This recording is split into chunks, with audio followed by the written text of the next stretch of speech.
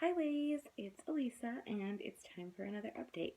And this is not going to be a Sawyer update, this is going to be a try to conceive update because Brian and I have decided that we're going to start the process for a frozen embryo transfer to try to have another baby.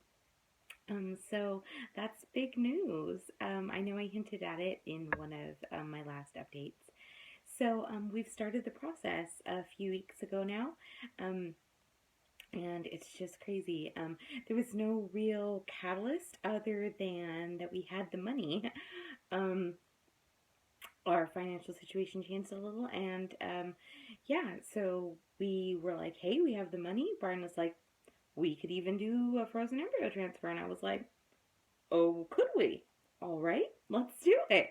And after that, everything happened rather quickly.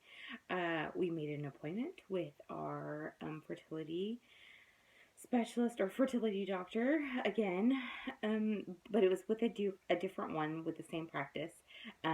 We're here with Kaiser Permanente, and yeah, so we got that appointment. Was probably it seemed like it was going to take forever to get there, and then it seemed at the same time that it came really quickly.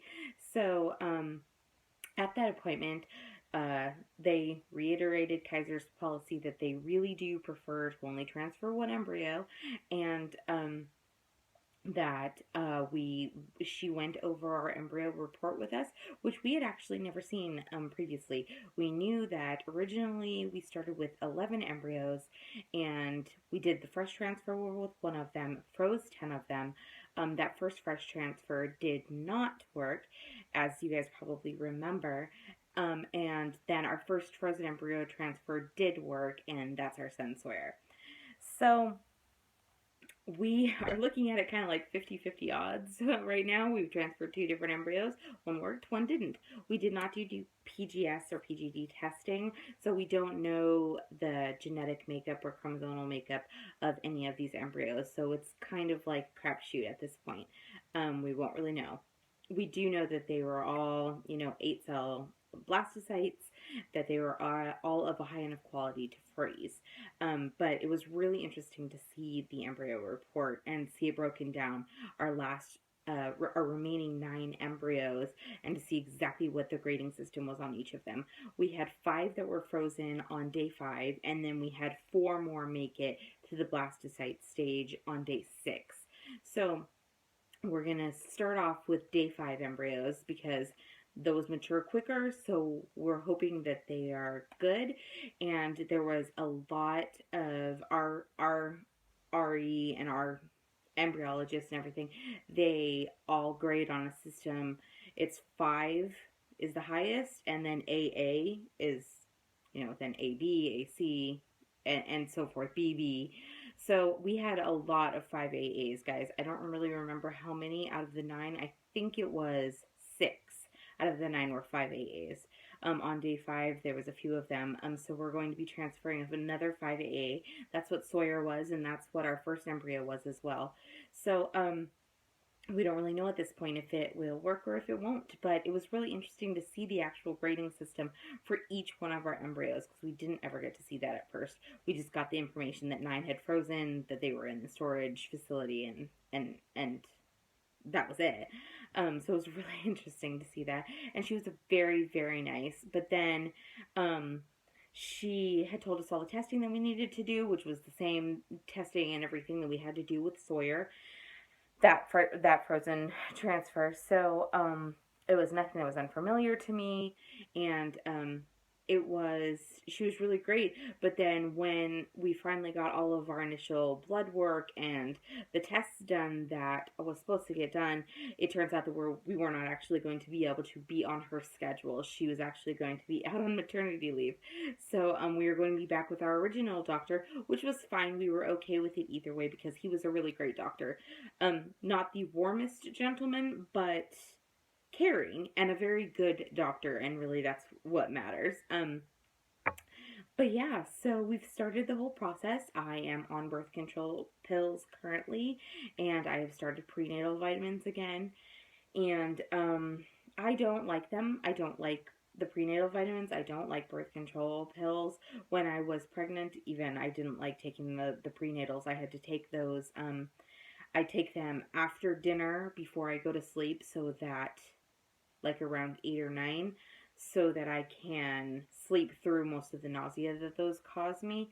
But between that and the birth control pills, I've got low grade nausea a, a good portion of my day now, and just light cramps. Yeah, not pleasant, but nothing that is unfamiliar. I did do an unboxing of my IVF meds. Um, and I will upload that probably separately. And we're doing this again.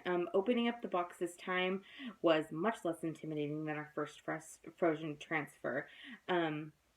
Because I knew everything that would be in the box. It all fit in a much smaller container, and they were all needles I recognized, medicine I knew. I know what this process is going to be like. So, I have been much more calm about that part of it. However, Sawyer did just turn 1 year old, and it has been one hell of a year. It was one hell of a pregnancy, and that is not lost on me. It's a big deal to decide that you want another baby when your baby is currently only one, even though it does take, 40 weeks for that baby to bake, and it will still be a month before we're going to transfer, and all of that. I mean, we're talking Sawyer will be nearly 2 by the time I'm having another child, but that is close together, and that's not lost on me. And Sawyer's pregnancy was eventful. We almost lost him a few times, and then I thought that as soon as my baby's here, that's when everything will be fine. There won't be the uncertainty of me hoping that his heart is still beating inside of me. And then when he was born, not only was the birth a 4-day long ordeal, but then that preceded 81 days of NICU stay and and heart surgery and scary things that weigh on me now for this going forward. The reality of IVF is that we are never comfortable being pregnant. We never feel safe because we're always waiting for that second shoe to drop. After infertility, I think, or at least I am. And I think that when you have you almost lose a child in utero, like we did, and everything was so uncertain, that pregnancy will never have that blind joy that it does have for some people who spontaneously get pregnant and then are just blissful and nothing bad happens and everything is sparkle and unicorns. I think that every pregnancy after that first pregnancy is going to be scary. Every moment until that baby is born and healthy and with me. It's going to be a long 9 months. And starting this process it weighed on me, guys. I was very frightened. At first when we started, I was so excited, and then the terror of everything that we had gone through kind of soaked in, and I'm like, what are we doing?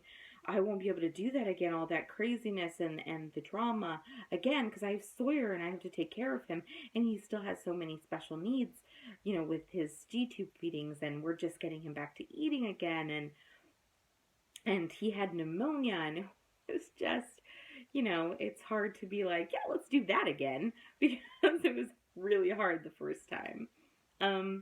But we are doing it. I am excited. It's a slow excitement. It's not the giddy anticipation or the frustration that was involved with our last frozen transfer.